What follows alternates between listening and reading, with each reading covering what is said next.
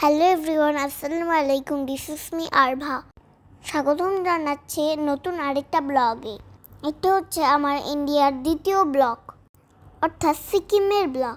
সকাল সকাল বাইরে আমাদের নাস্তা শেষ করি। রাস্তার পাশে চেরি ব্লসমের মতো কিছু গাছ দেখলাম। এটি দেখে মনে হলো জাপানে চলে গিয়েছি। এই সুন্দর পরিবেশ দেখতে দেখতে এক কাপ চা খেয়ে ফেললাম। নাস্তা শেষ হওয়ার পরে আমরা গ্যাংটকের উদ্দেশ্যে রওনা দিয়ে দিলাম। পাহাড়ি রাস্তাটা বেশ সুন্দর ছিল, এখানে অনেক মাংকি ছিল। আর আমরা এখন এসেছি তিস্তা নদীর পাড়ে।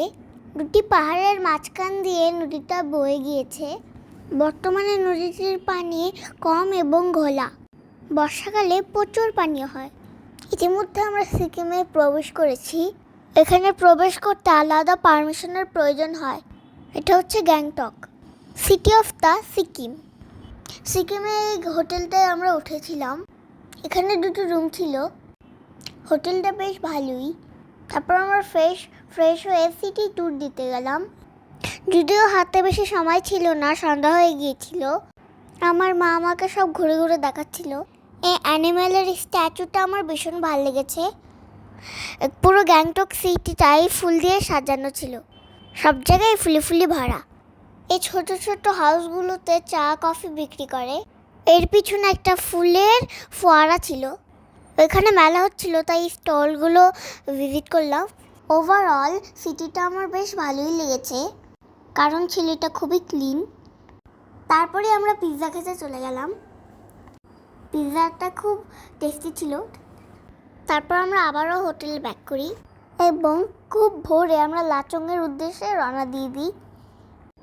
রাস্তাটা ছিল ভীষণ সুন্দর, আমি দেখেই অবাক। এত সুন্দর পাহাড়ি রাস্তা আমি ফার্স্ট দেখলাম। পাহাড়ি রাস্তাটা আমি যতই দেখি ততই ভালো লাগে, তাই দেখতেই থাকি, তবুও যেন মন ভরে না। ওয়াও, এটা দেখে তুমি পুরাই মুগ্ধ। 2023 সালে এখানে বন্যা হয়েছিল। বন্যা কবলিত মানুষদের হেলিকপ্টার দিয়ে উদ্ধার করা হয়েছিল। এটা বহু বছরের একটা পুরনো টানেল। পাহাড়ি রাস্তার মধ্যে দিয়ে এটা অবস্থিত। এটি হলো লাচংয়ে ঢোকার একটা চেকপোস্ট। এখানের কার্যক্রম শেষ করে আমরা লাচংয়ে প্রবেশ করব। হোটেলে পৌঁছাতে রাত হয়ে গেছিল। হোটেলটি রয়েছে একটা পাহাড়ের চূড়ায়। এখানের বিদ্যুতের খুবই সংকট। এখানে নেটওয়ার্কও থাকে না, ফলে চাইলেই কারোর সাথে যোগাযোগ করা যায় না। The next day. Good morning everyone. ভোরে উঠেই বরফে ঘেরা পাহাড় দেখতে পেলাম, যার জন্য এত দূর পর্যন্ত আসা। চটপট রেডি হয়ে বরফ ধরার জন্য গাড়ি নিয়ে বেরোয় গেলাম। যতই উপরে উঠছিলাম মনে হচ্ছিল কি বরফ আমাদের সামনে চলে আসছে। রাস্তা যেন শেষই হচ্ছিল না। আমি এই রাস্তা দিয়ে যেতে থাকি, আর আপনারা এই বরফে ঘেরা রাস্তাটা এনজয় করতে থাকেন। এখানে ঠান্ডায় ঝর্ণাটা বরফে পরিণত হচ্ছিল। ঠান্ডায় কানে ব্যথা করছিল। আমরা সকলে অনেকগুলো পোশাক পরিধান করেছিলাম। এখানের বরফগুলো শক্ত ছিল, তাই আমি বল বানাতে পারছিলাম না। যে জায়গায় রোদ পড়ছে ওই বরফগুলো নিয়েই কিছু বানাতে পারছিলাম। তাই আমি আমার ফ্যামিলিকে বরফ ছুঁড়ে মারছিলাম। আমাদের ট্যুরিস্ট গাইড বলছিল দ্রুত গাড়িতে উঠো, কারণ আমাদের আরেকটি বরফের স্পটে যেতে হবে। এই বরফগুলো দুপুরের মধ্যেই গলে যায়, তাই সকল কিছু তাড়াতাড়ি দেখতে হয়।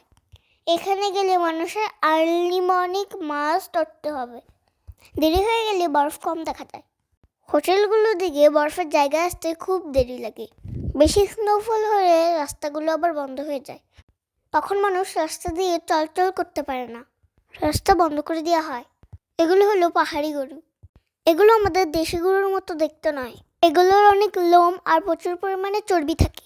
এখন আবার গ্যাংটকে ফিরে যাব। রাত্রে আমার হোটেলে থাকি। খুব ভোরে আমরা গ্যাংটক দিকে আবার শিলিগুড়ি ফিরে যাই। সেখান থেকে আমরা বাংলাদেশে চলে আসি। সেদিন ছিল প্রথম রোজা। আমার বাবা মা রোজা রেখেছিল। জার্নিটা বড় হয়ে বেশ কষ্ট হয়েছিল।